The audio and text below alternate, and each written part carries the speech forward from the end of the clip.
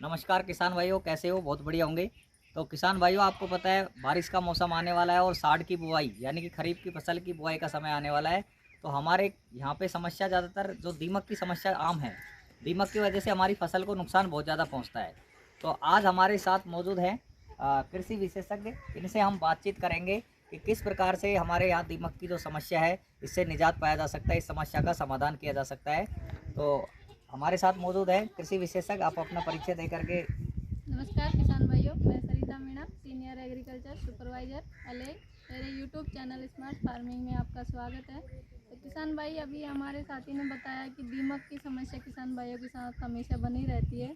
तो उसके लिए किसान भाई क्या करें और क्या सावधानियां बरतें किसान भाई, और उसका उपाय भी हम आपको बताएंगे। तो किसान भाई, हमारा मेनली जो गलती कर रहा है हमारा किसान भाई, वो इस तरह से किसान भाई कर रहा है। देखिए, आप खेत में कच्चा गोबर डाल रखा है। तो ये दीमक की मेन समस्या है कि इसको कच्चे गोबर को खेत में नहीं डाले किसान भाई। इसको बुआई से 1 महीने पहले किसान भाई अच्छे तरह से तैयार जो खाद है हमारा गोबर का, उसको खेत में डाले बुआई से 1 महीने पूर्व। तो इस तरह की गलती किसान भाई नहीं करे।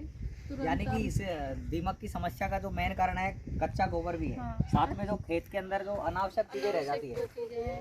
अच्छा। तो किसान भाई गर्मी की जुताई का विशेष ध्यान रखें कि गर्मी की जुताई करें किसान भाई। जैसे ही अपने रबी की फसल ली, उसके तुरंत बाद किसान भाई को गहरी जुताई अपने खेत की अवश्य करनी चाहिए। तो उससे भी आप दीमक से बच सकते हो।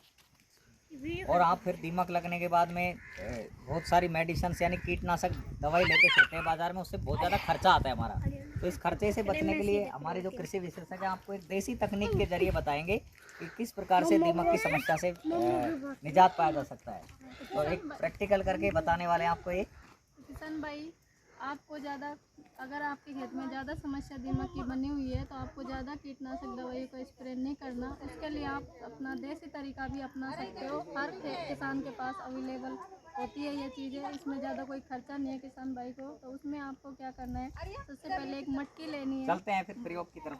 देखिए, इस तरह से आप मटकी ले सकते हो। चाहे आपके पास छोटा घड़ा है तो वो छोटा घड़ा ले सकते हो। उसमें आप ऐसे 10-15 तरह के ऐसे छेद कर लीजिए उसमें। और इसमें जो हमारी मक्का होती है फसल अपनी, तो उसको छील के जो छूंच यानी जो उसका सिट्टा बनता है ये मक्का का, इसको इस तरह से मटकी में 10-15 एक मटकी में आपने डाल दी उसको। और इसको खेत में, जैसे बड़ा खेत है तो इसमें 4-5 जगह इस मटके को थोड़ा मिट्टी हटा के इसको गाड़ दो, ये छेद बाहर रहे। तो हमारे खेत की जो दीमक है वो इसमें आएगी, क्योंकि दीमक का जो भोजन है ये मक्का की छूंच जो अपनी खाली है, ये भोजन के रूप में काम में लेगी दीमक। तो इसमें सारी इकट्ठी होगी मटके में। तो जैसे इस तरह से आप खेत में जगह जगह इसको रख दीजिए, कई मटकी। और खेत के इसमें साइज के हिसाब से आप रख सकते हैं। हाँ, लगभग कितने फीट पर रख सकते हैं जैसे आइडिया से? जैसे 1 बीघा का खेत है तो उसमें आप 4-5 मटकी का प्रयोग कर सकते हो, जगह जगह थोड़े गैप बना के। तो इस तरह से आप मटकी रख दीजिए उसमें, और उसमें 10-15 भुट्टे मक्का के छिले हुए वो डाल दीजिए। तो उससे दीमक अपना भोजन लेगी। जैसे ही वो दीमक आती है, कुछ दिन बाद वो इकट्ठी हो जाती है, तो उसको आप, जैसे आपको देखते रहें उसको, भाई इसमें दीमक बहुत ज़्यादा आ गई, तो उसको फिर आप नष्ट कर दें, जला दें। तो ये हमारा दीमक का देसी उपाय है। और इसमें खर्चा भी ज़्यादा नहीं है मतलब। खर्चा कुछ नहीं है। हाँ। वेस्टेज मटकी आपके घर पे सभी किसान भाइयों के मिल जाती है लगभग। और मक्का के भुट्टे आपके किसान हैं तो बहुत सारे पड़े वो रहते हैं आपके आपके वैसे पास। भी कोई काम में नहीं आते हैं, तो किसान भाई इसको हमारा दीमक का देसी उपाय में काम ले सकते हैं। इसका बहुत अच्छा रिजल्ट किसान भाइयों को मिलेगा, क्योंकि दवा तो हमारे खेत को नष्ट उपजाऊ कम कर रही है, हमारी मिट्टी को खराब कर रही है अनावश्यक दवाई जो हम डाल रहे हैं कीटनाशक।